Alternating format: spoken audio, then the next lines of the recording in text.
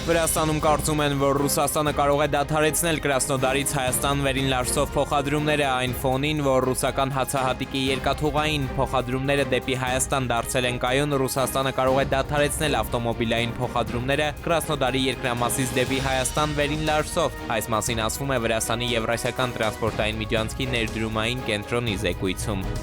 Բազմամշակութային պատմությամբ եւ հարուստ հնագիտական ժառանգությամբ հայտնի Թուրքիայի Հաթայի նահանգի Դորթյոլ շրջանում Օզերլի թաղամասում տարիներ շարունակ անուշադրության մատնված հայկական եկեղեցու պատմական ավերակներ են պահպանվել։ Ենթադրվում է, որ դրանք 1877 թվականին կառուցված Սուրբ Գրիգոր Լուսավորիչ եկեղեցու ավերակներն են։ Հին տանիքը փլուզվել է, իսկ պատուհանները փակվել են բետոնե բլոկներով։ Կառույցը տարիներ շարունակ օգտագործվել է որպես ախոռ եւ այծերի ապաստարան, ինչի հետևանքով լրջորեն վնասվել է։ Կադաստրային գրանցումներում եկեղեցին նշված է որպես ավերակ շենք եւ հողատարածք, այլ ոչ թե պատմական կամ կրոնական կառույց։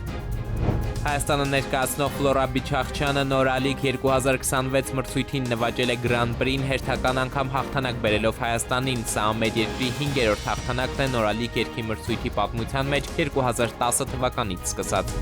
Ավտովթար Երևանում Արմենիա հեռուստաընկերության դիմաց արագությամբ ընթացող ավտոմեքենան գլխի վայր շրջվել է, զոհեր չկան, մինչև ժամանեին ոստիկանության ծառայողները դեպքի վայրում հավաքված քաղաքացիները շրջված ավտոմեքենայից դուրս են բերել երեխային։ Մայրաքաղաքի այս հատվածում լուսացույցի համար անհրաժեշտ ենթակառուցվածքներ կան տեղադրված, սակայն աշխատանքներն այդպես էլ անավարտ են մնացել, ինչն էլ ըստ տարածքով երթևեկող վարորդների պարբերաբար վթարավտանգ իրավիճակ է ստեղծում ու հարցն այդպես էլ չի լուծվում։